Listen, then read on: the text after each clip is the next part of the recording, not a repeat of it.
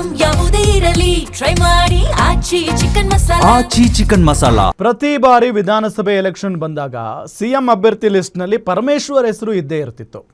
ದಲಿತ ಕೋಟಾದಲ್ಲಿ ಪರಮ ಹೆಸರು ಫಿಕ್ಸ್. ಅವರಿಗೂ ಕೂಡ ಈ ಬಾರಿ ನಾನು ಸಿಎಂ ಆಗ್ತೀನಿ ಅನ್ನೋ ಕಾನ್ಫಿಡೆನ್ಸ್ ಇರುತ್ತಲೇ ಇತ್ತು. ಆದರೆ ಹೈಕಮಾಂಡ್ ಕೊನೆ ಕ್ಷಣದಲ್ಲಿ ಸಮಾಧಾನ ಮಾಡಿ ಅವರಿಗೆ ಬೇರೆ ಖಾತೆ ಕೊಟ್ಟು ಕೂರಿಸ್ತಿತ್ತು. ಈ ಬಾರಿಯೂ ಅದೇ ಆಗಿದ್ದು ಪರಮೇಶ್ವರ್ ಅದನ್ನು ನೆನೆದು ಅಕ್ಷರಶಃ ಕಣ್ಣೀರು ಹಾಕಿದ್ದಾರೆ.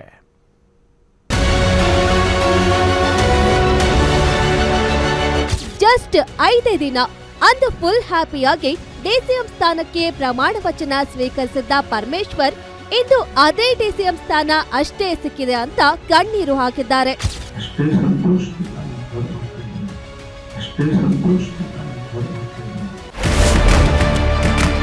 ಅಂದು ಸೋತಿದ್ದಕ್ಕೆ ಹೋಯ್ತು, ಇಂದು ಗೆದ್ರು ಸಿಗ್ಲಿಲ್ಲ. ಸಿಎಂ ಸ್ಥಾನ 3 ಬಾರಿ ಮಿಸ್, ಪರಂ ಕಣ್ಣೀರು. ಪರಮೇಶ್ವರ್ ಅವರು ಡಿಸಿಎಂ ಆಗಿರುವುದು ಇದು 2ನೇ ಬಾರಿ.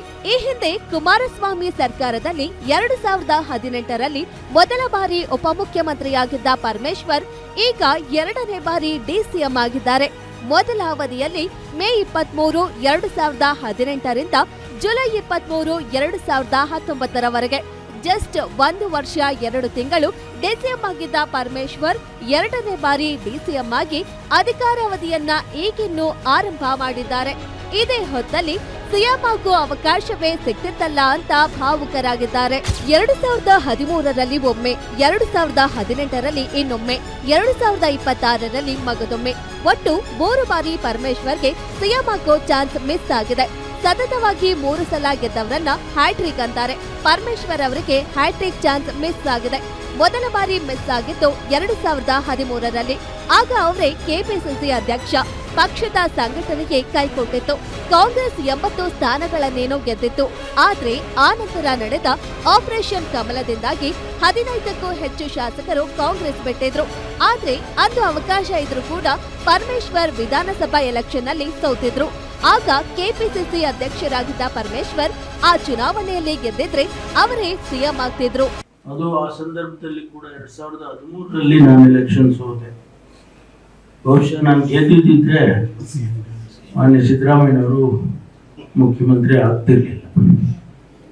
ಆದರೆ ನಮ್ಮ ಅದೃಷ್ಟನೋ ಹಣೆ ಬರನೋ ಏನು ಹೇಳ್ತಿರೋ ಗೊತ್ತಿಲ್ಲ. ಆಗ ನಾನು ಸೋತದ್ದು ಕಾರಣಕ್ಕಾಗಿ ಅವರಾದರು. ಅದಾದ ನಂತರ ಸುಮಾರು 2 ವರ್ಷಗಳ ನಂತರ ಅಂದ್ರೆ 2015ರಲ್ಲಿ ಪರಮೇಶ್ವರ್ ಸಿದ್ದರಾಮಯ್ಯ ಸಂಪುಟಕ್ಕೆ ಎಂಟ್ರಿ ಕೊಟ್ಟು ಹೋಮ್ ಮಿನಿಸ್ಟರ್ ಕೂಡ ಆಗ್ತಾರೆ. ಪರಮೇಶ್ವರ್ ಅವರಿಗೆ ನಂಬರ್ 2 ಸ್ಥಾನವೇನೋ ಇರುತ್ತೆ. ಆದ್ರೆ ಡಿಸಿಎಂ ಹುದ್ದೆಯನ್ನ ಕೊಡೋದಿಲ್ಲ. 2018ರಲ್ಲಿ ಸಿದ್ದರಾಮಯ್ಯ ನೇತೃತ್ವದಲ್ಲಿ ಚುನಾವಣೆಗೆ ಹೋಗ್ತಾರೆ. 2018ರಲ್ಲೂ ಅವರೇ ಕೆಪಿಸಿಸಿ ಅಧ್ಯಕ್ಷರಾಗಿದ್ರು ಕೂಡ ಪಕ್ಷ ಸೋತಿರುತ್ತೆ. ಜೆಡಿಎಸ್ ಜೊತೆ ಸಮ್ಮಿಶ್ರ ಸರ್ಕಾರ ರಚನೆಯಾದಾಗ ಕುಮಾರಸ್ವಾಮಿ ಸಿಎಂ ಆಗಿ ಪರಮೇಶ್ವರ್ ಮತ್ತೆ ಡಿಸಿಎಂ ಆಗ್ತಾರೆ. ಇದೀಗ ಕೆಪಿಸಿಸಿ ಅಧ್ಯಕ್ಷರಾಗಿ ಡಿಸಿಎಂ ಆಗಿದ್ದ ಡಿಕೆ ಶಿವಕುಮಾರ್ ಸಿಎಂ ಆಗಿದ್ದಾರೆ.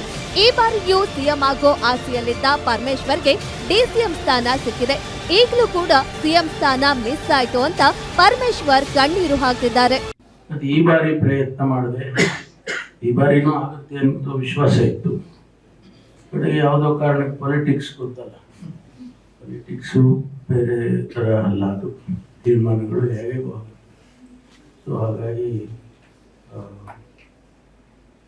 ಉಪಮುಖ್ಯಮಂತ್ರಿ ಸ್ಥಾನವನ್ನು ಕೊಟ್ಟಿದ್ದಾರೆ. ಒಟ್ನಲ್ಲಿ ಪರಮೇಶ್ವರ್ ಸಿಎಂ ಆಗೋ ಚಾನ್ಸ್ ಸಿಕ್ಕಿದಾಗ್ಲೆಲ್ಲ ಮಿಸ್ ಆಗುತ್ತಲೇ ಬರ್ತಿದ್ದು, ಇಂದು ತಮ್ಮ ತವರು ಜಿಲ್ಲೆಯಲ್ಲಿ ಅದನ್ನ ನೆನೆದು ಕಣ್ಣೀರು ಹಾಕಿದ್ದು ರಾಜಕಾರಣದಲ್ಲಿ ಭಾರೀ ಕುತೂಹಲ ಮೂಡಿಸಿದೆ.